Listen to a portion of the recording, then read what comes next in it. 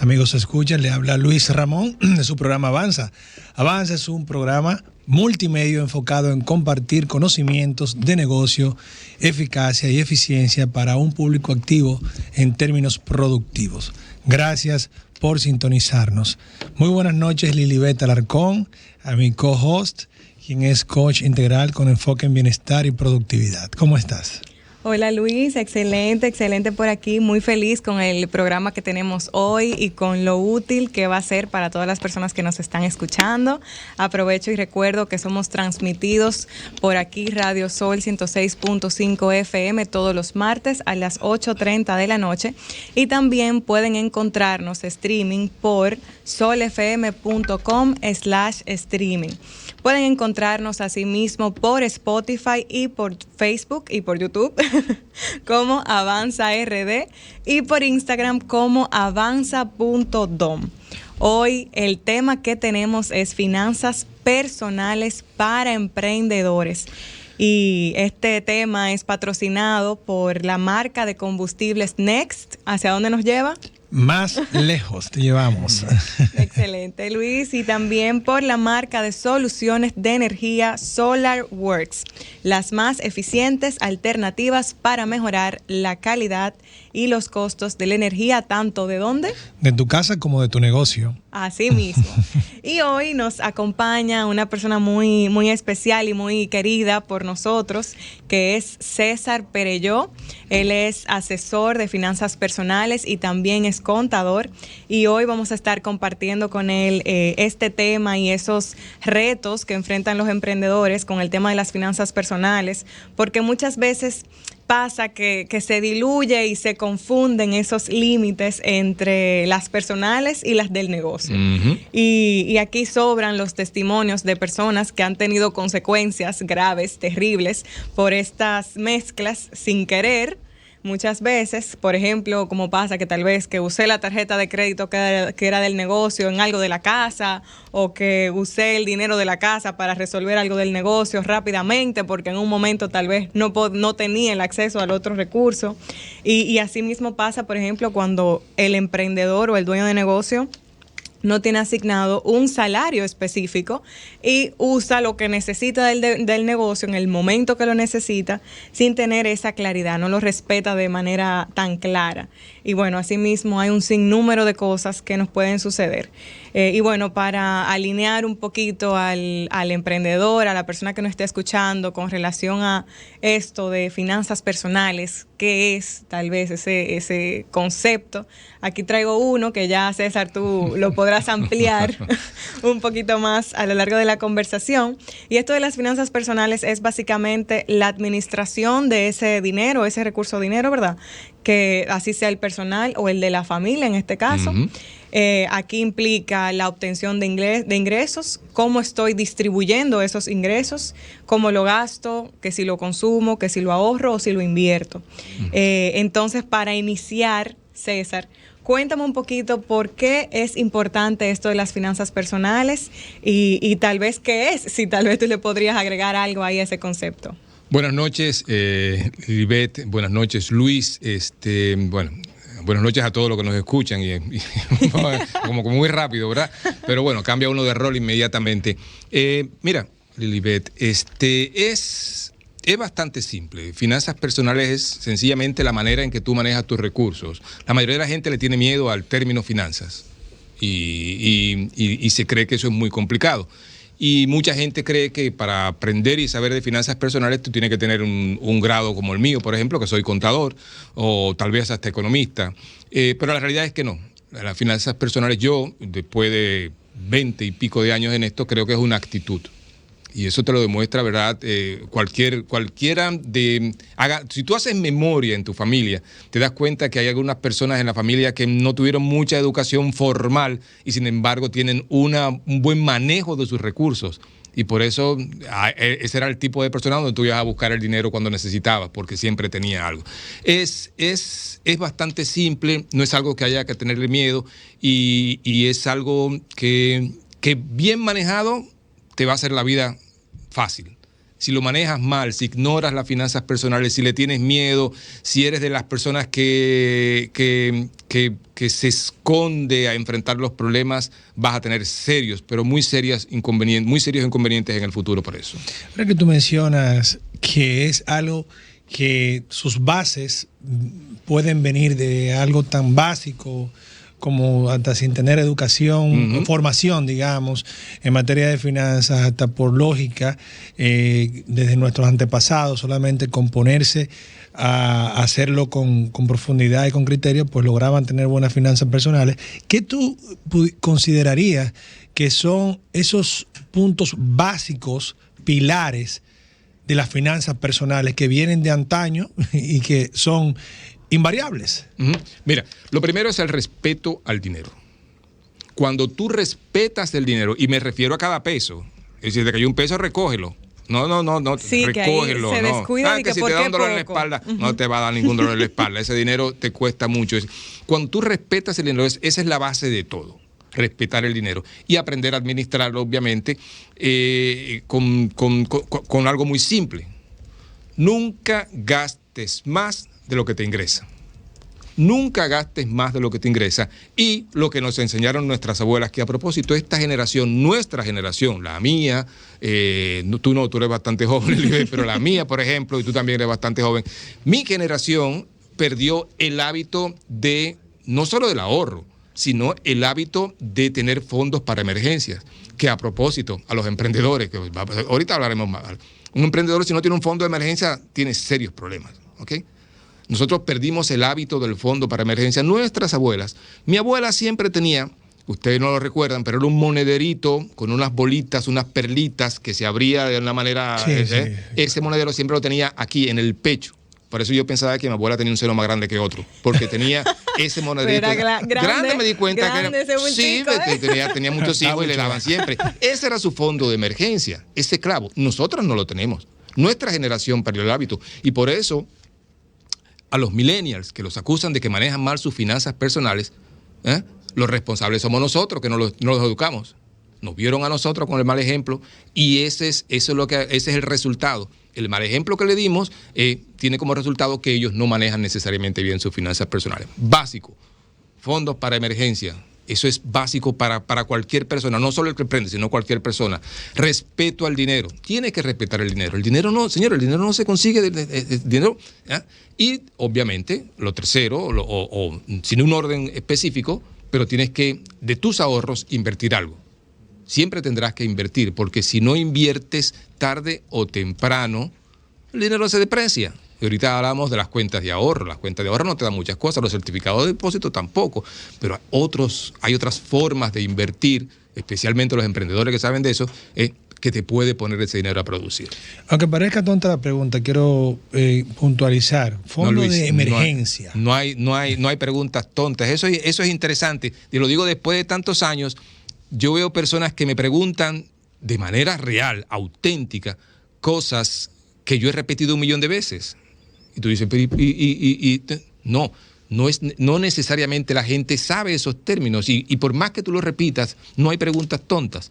¿Fondo para emergencias, me decías? Sí, te lo pregunto porque tú dirás, bueno, la palabra emergencia se describe sola. Ahora bien, hay gente que puede entender por emergencia una cosa y gente por otra. Entonces podemos poner ejemplos del día a día para que una persona diga, mira, si pasa esto, es para si pasa esto y esto.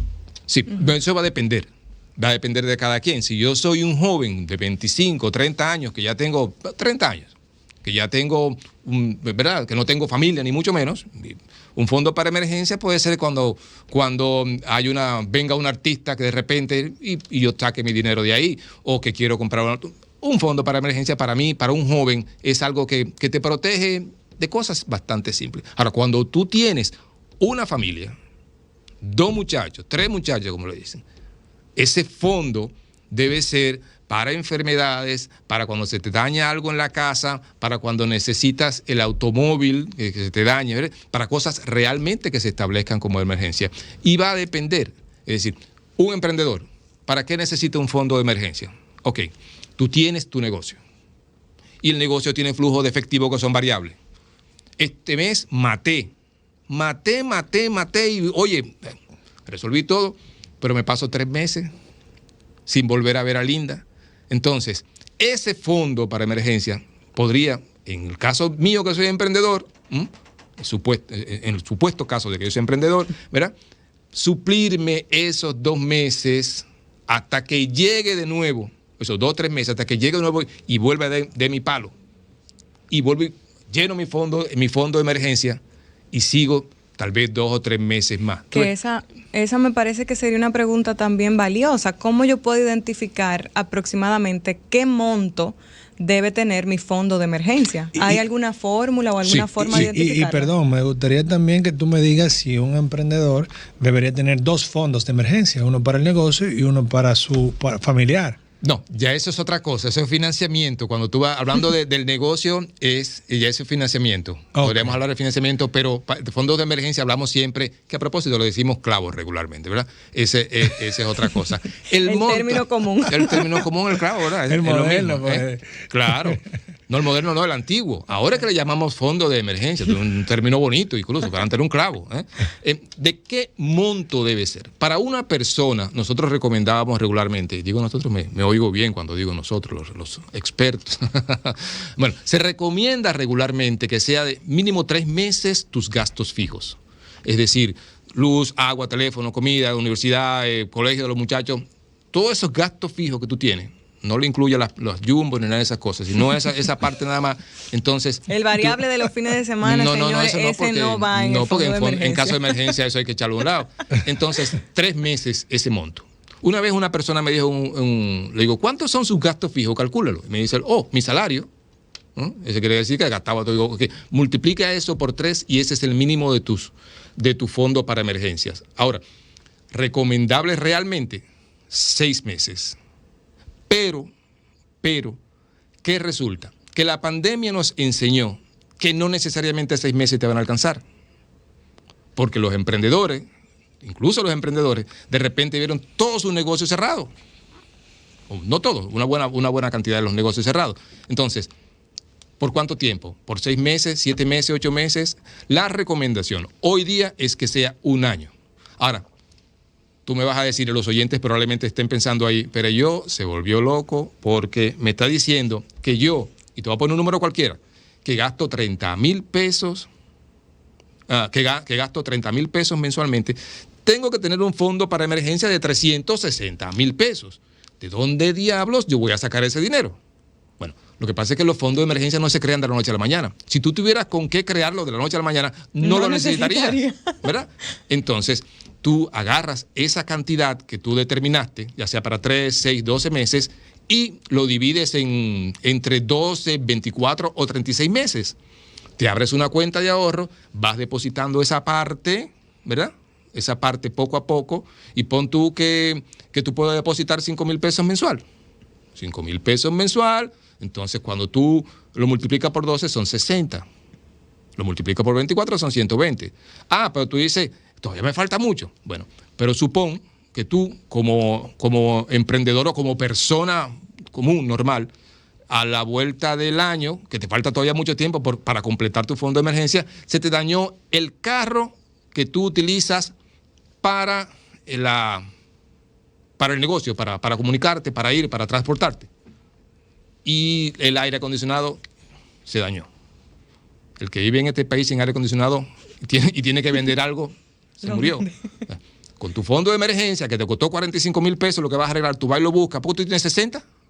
Tú vas y buscas, dame 45, resuelve y sigues haciendo tu fondo para emergencia. Y lo grafico bastante fácil para que la gente, radio es bastante, ¿verdad?, un poquito difícil de hacerlo, pero para que la gente lo entienda más o menos por dónde andamos. Es decir, un fondo para emergencia es vital para tú vivir tranquilo, y lo puedes hacer usando el tiempo a tu favor. Antes de irnos a la pausa, ¿alguna recomendación de un porcentaje de tus ingresos que sea para el fondo? Se recomienda el 10%. Se recomienda el 10% como número, pero yo prefiero hacer un presupuesto y determinar cuánto puede ser. Precisamente después de que vengamos a la pausa, me gustaría que habláramos del presupuesto. Perfecto. Regresamos aquí a nuestro programa Avanza, hoy conversando con César Perelló sobre finanzas personales. Ahí mencionábamos algunos aspectos sumamente importantes sobre este tema, como el respeto que tenemos que tenerle al dinero, cómo podemos administrarlo de manera correcta, que es importantísimo tener un fondo de emergencias, y ahí César nos fue desglosando esos detalles del fondo de emergencia, y también hablamos un poquito, de la importancia, porque ahora es que vamos a hablar del presupuesto, ese presupuesto personal. Cuéntanos, Perelló, ¿cuáles son esos aspectos principales que se deben de considerar en el presupuesto personal? Mira, son básicamente los mismos que el presupuesto que hace la más grande compañía de este país. Vamos a poner, qué sé yo, la cervecería, una telefónica, una compañía cualquiera. Básicamente es proyectar tus ingresos y tus gastos. ¿Para qué? Para darle seguimiento a la ejecución. Eso es el presupuesto. Tú puedes pensar que es muy complicado, pero no lo es. Ahora, vamos para que la gente vea que no es tan complicado. Tú puedes utilizar para hacer tu presupuesto una herramienta. Vamos al presupuesto personal. Una herramienta como estas aplicaciones que llaman Mint y otras más que hay por ahí, que te dan de todo. Oye, te ponen un presupuesto y te hacen gráficos y todo. Pero tú puedes utilizar lápiz y papel. ¿Cuál de los dos presupuestos es mejor? El que se ejecuta. El que se ejecuta, porque tú haces un presupuesto y es el problema que tiene la mayoría de la gente, no solo que emprende, sino de manera regular. Por ejemplo, no tiene un presupuesto. El emprendedor que no tiene un presupuesto, que no tiene una proyección de los 12 meses siguientes de sus ingresos y de sus gastos, está ciego. Porque tiene unos flujos, y a mí no me gusta mucho hablar de esos términos, se han dado cuenta, de esos términos técnicos, pero unos flujos de salida, que son esos gastos, o unos flujos de entrada, que son los ingresos, ¿verdad? Pero los tiene en los 12 meses, pero no tiene idea de cuántos son. Puede tener una noción más o menos, pero no tiene idea de que hay unos meses específicos en que regularmente los ingresos pueden bajar, porque puede ser estacional, o que los gastos pueden subir porque hay renovación de seguros, hay una que otra cosa más. Es decir, ¿cuál es el impacto también de la depreciación de los activos que tiene? Es decir, no hay flujo de caja, ni mucho menos. Es decir, el presupuesto, herramienta simple, el colegio de los muchachos, ¿sí? La renovación ahora, los escolares, como le dicen. El presupuesto es la más simple de las herramientas para organizarse desde el punto de vista personal y del punto de vista del emprendedor con su empresa, pero es también la más poderosa de todas. De hecho, un presupuesto te puede decir a ti, además, obviamente, un presupuesto es parte de un plan de negocios que ya es más complicado. No es más complicado, pero es más complejo. Un presupuesto te puede decir a ti, este negocio yo tengo que cerrarlo ya. Que eso es una de las cosas que tiene que tener bien claro una persona que emprende.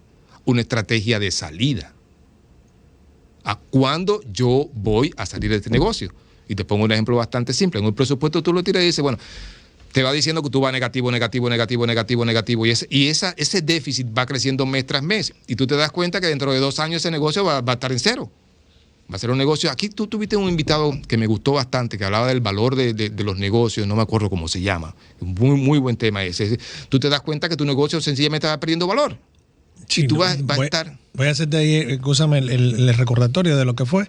Y es que él decía muy, muy bien, ¿cómo tú te das cuenta si realmente te está yendo bien de manera general? Y es si cuando tú evalúas el negocio, digamos anualmente, te das cuenta que tu negocio vale más. Así es sencillo. Si tu negocio no vale más, entonces no importa que tuviste un buen flujo de caja, que viviste bien del negocio, si vale menos o si vale lo mismo, entonces la cosa no anda bien. Eso hay que revisar. Exacto, y eso es algo que debe tener cualquier emprendedor. Fue Hamlet Collazo, que ahí también las personas que nos están escuchando, si quisieran retomar ese tema, que era más finanzas enfocadas full al negocio, claro, pudieran también escuchar ese episodio, está en Spotify y también lo pueden encontrar en YouTube. Sí, eso fue fantástico. Pues te decía, el presupuesto, la gente le tiene miedo. Ahora, un presupuesto no necesariamente es ley, como decirte, no es fijo, no es necesariamente firme. Un presupuesto se revisa porque las condiciones cambian. Hasta que te suba la factura eléctrica, que ahora está subiendo muchísimo, todas esas cosas tú vas actualizándolas y vas revisándolas, pero te da una muy buena idea de cuál es tu situación o cuál va a ser tu situación o cuál es tu necesidad. De nuevo, acuérdate que ahorita hablábamos de la diferencia entre el clavo, utilizar el clavo y la necesidad de mi negocio. Es decir, cuando tú tienes un negocio que tiene esos bajones así, tú probablemente necesitas para capital de trabajo financiamiento. Y tú vas a una institución bancaria que, a propósito, cuando tú tienes tu contabilidad organizada, tienes presupuesto y tienes todo como muy claro, como un plan de negocio, presentarlo en una institución financiera ya es un paso de adelanto para un posible financiamiento. Es decir, la organización del emprendedor, que es uno de los dos principales problemas que yo creo que tienen los emprendedores en este país. Y no es nada científico, es sencillamente observación. Yo soy muy empírico, recuerden que soy contador. Es decir, el principal problema es que la gente no se organiza y el segundo es lo que yo llamo el síndrome del comerciante dominicano de éxito, que después se lo puedo contar, ¿verdad? No, pero no deje con esa curiosidad. No, yo lo he contado, yo creo que yo lo he contado bastante, pero la falta de organización podemos hablar un poquito más adelante. ¿Cuál es el problema de los emprendedores de este país? Aquí hay mucha gente que trabaja mucho, que tiene buenas ideas, pero además de que no se organiza, empieza a que le está yendo bien, tiene una buena racha, y ya cree que tiene que cambiar el carro. No puede andar en el mismo carro que tenía antes. Le está yendo bien, ya tiene un carro nuevo, ¿verdad? Entonces tiene que comprarse una pistola. Le está yendo bien, tiene un carro nuevo, tiene una pistola, entonces tiene que ver wiki del bueno, y está en los lugares donde frecuentan la gente que Entonces, ahí seguro, casi seguro, y me perdona, la hora también, se consigue una querida. Y entonces, sí. Es como una cadena. Hay que montarla. Hay una cadena. Entonces, cuando tú unes todo eso regularmente sale del capital del trabajo del negocio.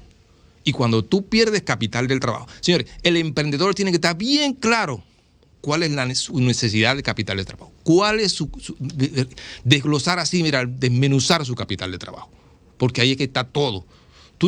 Cuando tú empiezas a sacarle eso y eso y eso, entonces ya tú que tienes ese colmado, que está yendo más bien, pero bien, entonces ya tú no tienes para comprar la cerveza. Si tú no tienes para comprar la cerveza, eso es inventario, y si tú no tienes inventario, tú no tienes venta. Si no tienes venta, no tienes ingreso. Si no tienes ingreso, no tienes beneficio. Y sin embargo, los costos fijos ahí, el alquiler, la luz, todo eso.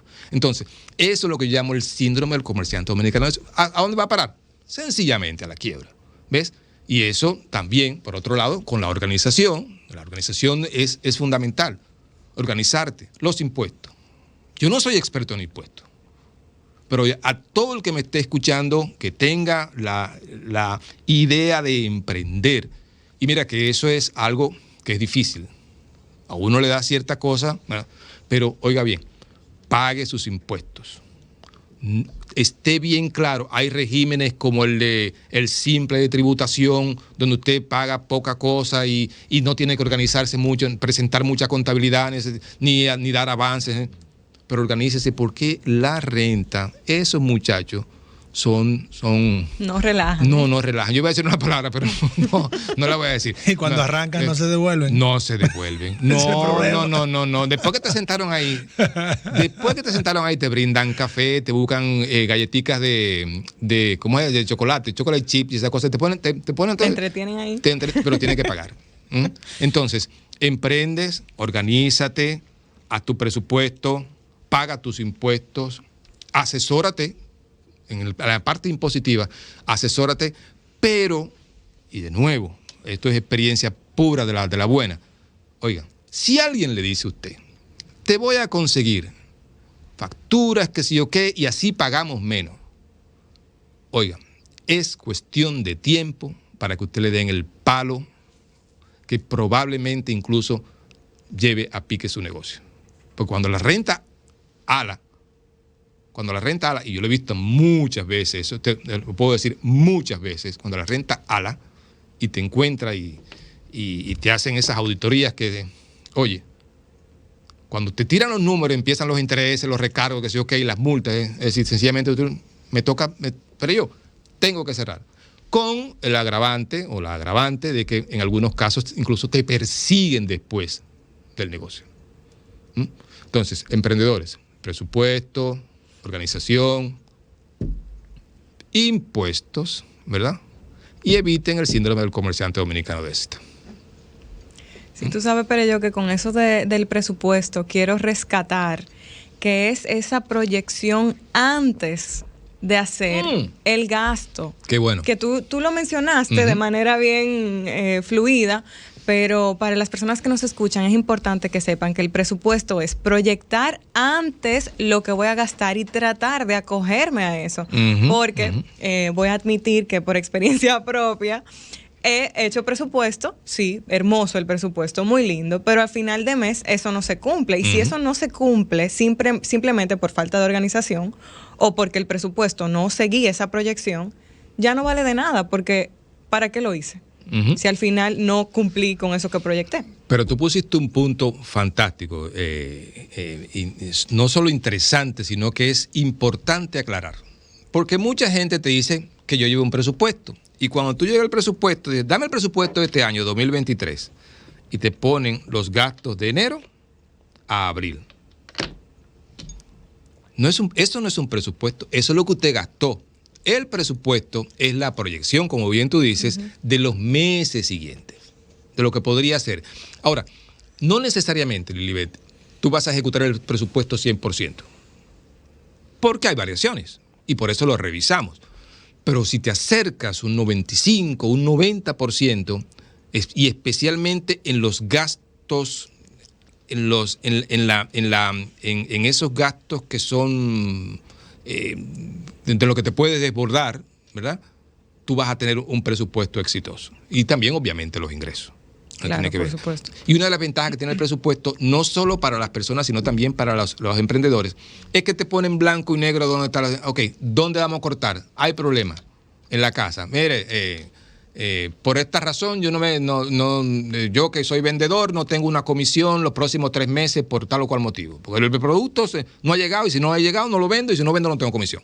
Ok, perfecto, mira. En esta línea cortamos, en esta línea cortamos, en esta línea cortamos. Cortamos la grasa, como le llaman. Pero también le sucede al emprendedor. Ok, la estructura de mis gastos, ni siquiera de mis costos, de mis gastos, ¿cuáles son? ¿Cuál es? Es este. Ok, ¿dónde yo tengo la mayor parte de gastos? En esta parte. Entonces, ahí vamos a empezar a cortar. Si tú quieres tener una estrategia, por ejemplo, de ahorro, le llaman cost saving, ¿cómo se llama? De ahorro de costos o de gastos, tú sencillamente no te va a poner en el 1% de tus gastos. Tú te vas a donde está la grasa, donde tú puedas cortar. Entonces, de repente, electricidad. Es decir, ¿qué está pasando con muchos? Y estoy hablando muy rápido, me detiene. ¿Qué está pasando con muchos emprendedores, con muchas personas? Comienzan el emprendimiento, tú tienes te está yendo bien porque tú asesoras, que sé yo qué cuándo, y de repente te quieres poner una oficina. ¿Tú sabes la cantidad de gastos fijos que genera una oficina? Y si cuando tú lo pongas en un presupuesto, tú te vas a dar cuenta, espérate, no. Pero si no lo haces en presupuesto, te dicen, no, pero para, y de repente te das cuenta. Y después, correcto. No, que el palo está dado, como dicen, entonces te enteras de lo que eso costaba. Correcto. Entonces a mí me está yendo bien porque yo sé coser, a mí me está yendo bien porque yo vendo ropa, a mí me está yendo bien que sé cuándo. Ok, perfecto. Lo estoy haciendo en la casa. Pero de repente nos coge con irnos a un local. Y eso aniquila porque necesitas mucho dinero que no necesariamente vas a producir. Y quizá menos ahora, cuando las redes dan un nivel de exposición importante, más penetrante, dirigido y certero. Vámonos a la pausa. Estamos de regreso hablando de finanzas personales en su programa Avanza con el señor Perelló, tan querido en todos los medios, porque es una persona bastante desprendido para aportar conocimiento. Qué bueno tener gente así como tú, Perelló. Perelló, mira, después de la pandemia siempre decimos que, ¿verdad?, todo cambió, pero sí, realmente este punto de que empezamos a tener oficinas en la casa, trabajar online, hace que estés mezclando de manera práctica la parte personal con la parte laboral, y hay gastos que se mezclan realmente. Y eso tiene pro y contras en cuanto a finanzas personales. ¿Has reflexionado un poco al respecto? Sí, mira, realmente lo que te va a proporcionar trabajar en la casa es, para algunos negocios, es ahorro. Ahora, es importante. Si tú vas a poner tu negocio en la casa, el negocio tiene que tener su propia personalidad. Tiene que tener su contabilidad, tiene que tener sus cuentas. Oye, eso es importante. Tú tienes que tener una cuenta para el negocio, como bien tú decías ahorita, la tarjeta, Lili.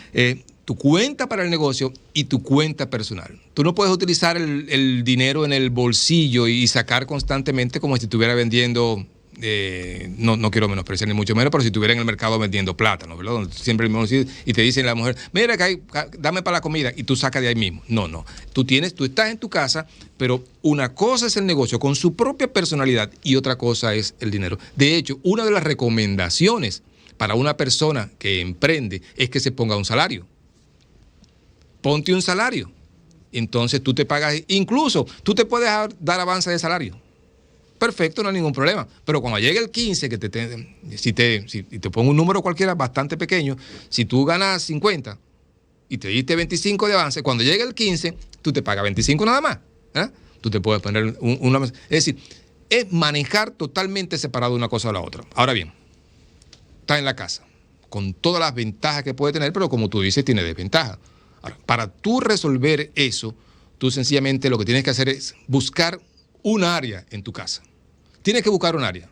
No podemos estar y que, porque estoy en la casa, estoy trabajando en el comedor, ese tipo de cosas, y están sonando los calderos por allá, una cosa, y oliendo esta cosa. No, tienes que buscar un área en tu casa para eso. Un área donde tú dejes esas dos facturas ahí arriba y te vayas para allá y no venga un muchacho y lo desbarate, o no venga y empiezan a recoger este hombre regando y cosas. La pinte, conocemos el caso. Correcto, ¿eh? Este hombre regando, que se y tú, no me lo muevas. Es decir, eso es importante, tener un área en la casa organizada. Tú tienes que manejar de alguna manera el conflicto que eso va a generar en la familia, sobre todo si tú no eres solo.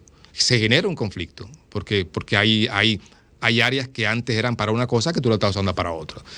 Tienes que tener el apoyo de la familia y la conciencia. Una de las cosas, yo siempre recomiendo a la gente que además de los ingresos que tienen, trabajando como trabajamos, ¿no?, que se busque la manera de generar ingresos extras con un plan B. Un plan B que es esa actividad que a ti te gusta mucho y que tú puedes generar ingresos a través de ella. Y ese plan B se hace todavía más exitoso si la familia se involucra. Porque es un hobby, es algo que tú disfrutas. Entonces, si tú puedes involucrar a la familia, es mucho mejor. Y lo mismo pasa con eso cuando tú trabajas en la casa. Que las ventajas, de nuevo, está en el hecho de que tú te ahorras muchísimo dinero. Es decir, tú estás usando la misma luz de la misma luz personal, aunque lo produces tú, pero la misma luz, tú no pagas alquiler, probablemente ni siquiera tengas una secretaria, porque como hablábamos fuera del aire, tienes una reunión y haces uno de estos espacios de coworking, te vas a ellos. Es decir, muchas formas, como decirte, una de las principales ventajas es el ahorro que tú vas a tener con respecto a eso. Hay otras desventajas, pero bueno. Tocaste varios puntos muy interesantes. Dentro de ellos, el tema del salario. Lo pusiste como recomendación. Yo quiero ser un poco más directo y quizás más firme al respecto. Yo creo que el salario es una obligación para las finanzas personales, incluso para las finanzas del negocio. Todo el que tenga negocio. Uh-huh. Porque es la forma más eficaz de que realmente no se mezclen las cosas. Uh-huh. Y te ayuda a tener la disciplina realmente.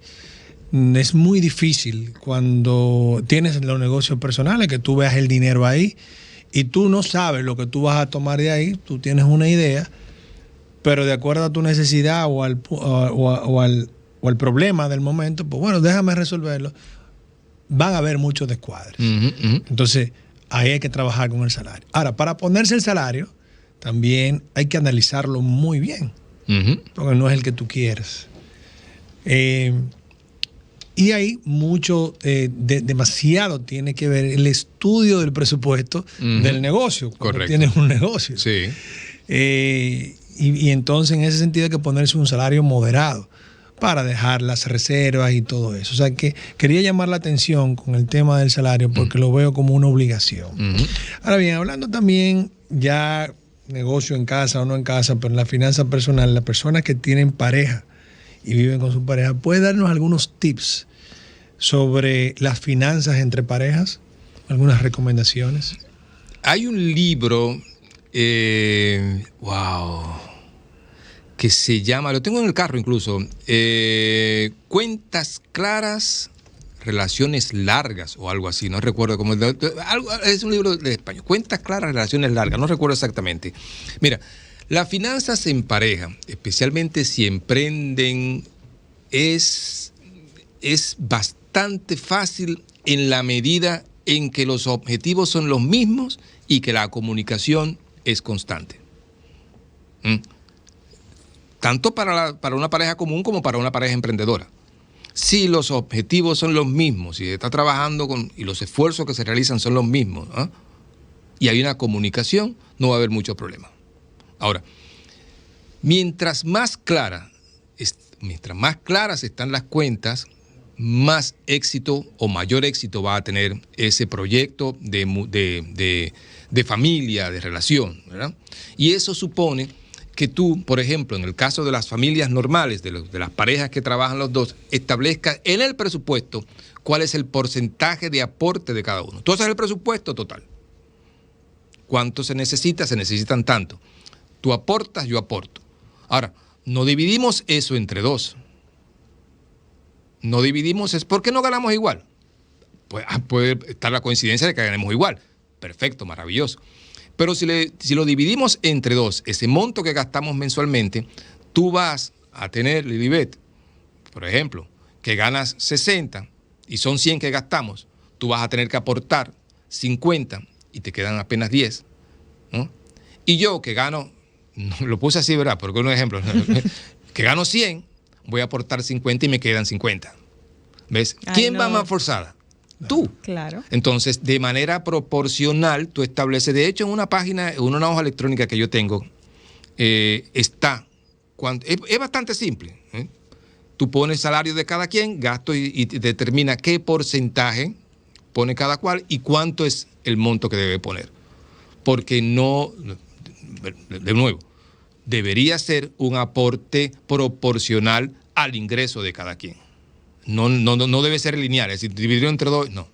Claro, eso, si se ponen de acuerdo y lo dividen entre dos, aunque sea la situación esa, y les parece bien, fantástico, porque una de las cosas que tienen las finanzas personales, a diferencia de las finanzas del negocio, ¿no?, es que te funcionan como tú lo determines, siempre y cuando tú no gastes más de lo que te ingresa. También poner el ejemplo de cuando hay uno en la pareja que se encarga de la casa, está en el quehacer del hogar, que puede ser el hombre o la mujer, y muchas veces quien va a la parte productiva y trae el dinero puede sentir que se puede dar el permiso de poder tener más caprichos o unos gastos quizás inconsultos con la persona que está en la casa, ocupándose de la casa.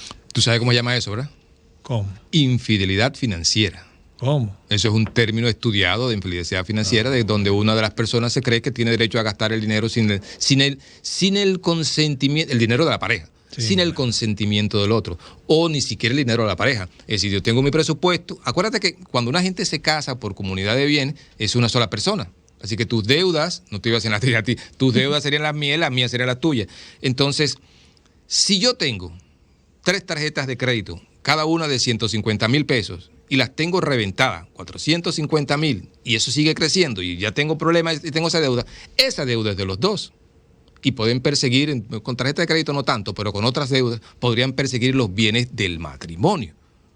Entonces, yo lo mantengo escondido, y sencillamente no te digo nada, y a eso le llaman infidelidad financiera. Y por eso es lo que te decía, la comunicación y los objetivos comunes, tanto para emprender un negocio en pareja, como para desarrollar un proyecto de vida ya de familia, son fundamentales.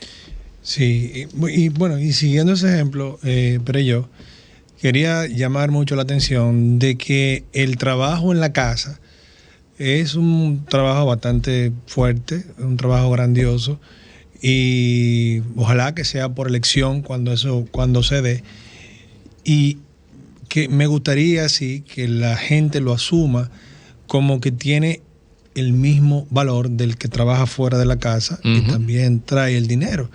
Porque, repito, sí sé que hay muchos casos de que quien está fuera y trae el dinero entiende que tiene más derecho sobre esos bienes patrimoniales de la comunidad que quien está en la casa, y no es así. Sí, y eso es cuestión cultural, incluso de educación, ese tipo de cosas, y buen mensaje que das, porque definitivamente el que ha vivido solo sabe lo que es manejar una casa. ¿No? Y le voy a decir algo, en pandemia, a mí me gusta la cocina, me gusta mi casa, estar con mis hijos y todo, pero como cuando fue una necesidad, fue por obligación y pasamos tanto tiempo haciendo todas las comidas y todo, yo me di cuenta que en la vida hay dos cosas infinitas: el amor de Dios y los oficios. Sí. Vámonos a la pausa. Regresamos aquí a nuestro programa Avanza, hablando aquí con César Perelló, y nos comentaba en el tema de hoy, que es finanzas personales, sobre una herramienta bien interesante que él tiene, que es una hoja. Cuéntame de eso un poquito, Perelló, de este documento que tú mencionabas anteriormente. Bueno, es bastante simple, es bastante tiene unos cuantos añitos que me gusta decir que yo la desarrollé. Entonces, de vez en cuando como que la vanidad es una hoja de Excel donde tiene, por ejemplo, un cuestionario donde tú determinas cuál es tu situación económica, es decir, si estás en olla, si estás bien, si vas camino a la olla. Si estás en sartén. Sí, hay un puntaje. Incluso al final hay donde dice que no hay nada que hacer contigo. Ay, Dios mío. Sí, porque hay gente, cuando tú sacas un puntaje grande, un 8, 9, ahí tú sencillamente no hay nada que hacer. Mire, buen día para hablar de esa hoja, porque hoy es martes. Sí. De un viernes que tú no puedes hablar de eso. No. Pero mira, una de las cosas interesantes es que la mayoría de las personas que acuden a mí o a Diego Sosa, en su momento Alejandro, es gente que está desesperada. Joaquín Disla, es gente que está desesperada. Nadie acude a ti en el momento previo o en el tiempo antes, por ejemplo, de emprender un negocio, para desarrollar un plan que le permita determinar si ese negocio es viable o no. Nadie lo hace. La gente te dice después, mira, pero yo tengo este problema con el negocio, que espérate, ya el palo te da, oye, yo no puedo, ¿verdad? Pero esta hoja electrónica, que tiene el presupuesto bastante simple, muy simple, porque yo regularmente, recuérdense que yo soy contador, los contadores somos muy simples: débito, crédito, ya. Entonces, es bastante simple: ingresos y gastos. ¿Y cuánto te queda tu balance? Por ejemplo, para calcular un préstamo, bastante parecido, bastante simple. Tú pones la hoja, te hace una tabla de amortización para préstamos hipotecarios. Tiene también ¿cuál es el impacto de hacer abonos extraordinarios a tu préstamo hipotecario? Buenísimo. Cuando tú haces ese ejercicio, te das cuenta que en un pago mínimo cada año, tú te ahorras todo el dinero del mundo. Porque los préstamos hipotecarios, que son sobresaldo insoluto, recuerda que tú los primeros meses, los primeros años, si el préstamo es de 10, si el pagaré de 10, tú pagas 400, 500, 600 pesos de capital y el resto es intereses. Entonces, esa hoja te lo da el aporte de cada una de las personas, de la pareja, de cuánto debe ser determinado, obviamente, por el presupuesto previamente hecho, y una serie de cosas más que cómo crear un fondo para emergencia. ¿Recuerdan el ejemplo ahorita del fondo para emergencia? Claro. Es decir, ahí está bastante claro cuánto deben ser tus aportes. Si tú quieres hacerlo a 6 meses, a 12 meses, a un año, tú vas cambiando las cantidades. Y obviamente sabemos la generosidad de Excel, cuán fácilmente nos produce escenarios. Y ahí está disponible para las personas. Entonces, ¿dónde está disponible? ¿Dónde va a estar disponible? Tú sabes que Lilibet me ha puesto a mí en esto de nuevo, y ella me dice que se puede poner en la página, en el perfil de Instagram. Lilibet, ¿cuándo va a estar disponible este enlace? Me comprometo a que Perelló tenga ese documento en su página mañana. Mañana. El Instagram es... Pereyó-César, Exacto. Pereyó, la gente le dice rayita de abajo, pero Pereyó-César en Instagram y ahí va a estar, ¿verdad? Así que se mantienen abriendo el Instagram de César y ahí lo van a ver próximamente. Evalúense pronto, señores, porque vamos a ser sensatos. El viernes no se van a evaluar. O sea, hoy martes, mañana, miércoles. No, el jueves no creo. Yo creo que mañana es el día. Y esa herramienta yo creo que es sumamente útil. Hay muchísimas herramientas de tecnología que funcionan, que ya están creadas, que perfectamente pudieran servir, como tú mencionabas ahorita, Mint, hay otros, Expensify, hay muchísimos. Ah, sí, esto es para personas simples. Pero, los que necesitan algo más desarrollado, obviamente Mint es muy buena. ¿Cuál es la otra que se me olvida ahora? Pero tú buscas sí mismo. Sí, en Google se pueden conseguir muchísimas, pero creo que ahí, esa que tú mencionas es simple y bastante rica también en la información que le puede ofrecer a la gente, incluso con las finanzas se te controla la respiración. de pareja. No es broma. Tú te das cuenta de todo lo que te controla eso. Y es fantástico, ¿no? Pero Sí, obviamente, como yo soy tan simple, yo más o menos. Buenísimo, mejor. Y una pregunta, Pereyó, ¿qué tú recomendarías, qué hábito tú recomendarías para que la gente gaste menos? Porque ya tenemos presupuesto, ya yo sé cuánto me ingresa, pero ahora ¿cómo yo me manejo para gastar menos? Mira, eso ya no tiene que ver con finanzas personales. Porque yo te podría decir, bueno, cambia de estilo de vida, que sé yo qué, pero eso tiene que ver contigo, tiene que ver con amor propio. Tal vez mi esposa que anda por ahí, que tú le invitaste, Luis, ella no quiso, era buen momento para que ella entrara ahora, porque eso tiene que ver con el amor propio. Es decir, tú vales como persona. Y si tú vales por el teléfono que tienes y no ves el teléfono como un medio de comunicación, ¿verdad? Vas a querer tener el último, porque eso es lo que te hace sentir bien. Pero el último de hoy, el más nuevo de hoy, te ha quedado mañana. ¿Ah? Como los zapatos, como los carros, es decir, eso ya más sale del ámbito de las finanzas personales. Vivir un estilo de vida acorde con tus ingresos es fundamental, pero es difícil decírselo a la gente, porque la gente está en una vorágine de competencia, de que yo soy esto, yo soy lo otro. Ahora con estas nuevas composiciones que le llaman musicales, yo a mi edad, a mis 60 años, esos códigos no los leo bien, no los descodifico, pero le llaman música. Entonces, si tú te fijas, lo que dicen constantemente tiene que ver con sexo, con desborde, con una serie de cosas más que... Y algunos le llaman arte. No han llegado ahí. No han llegado ahí, no, Luis, no ha llegado ahí. Yo tenía discusiones con gente respetable que me dice que el arte es tan abstracta que cualquier cosa. Digo, no, excúsenme, no.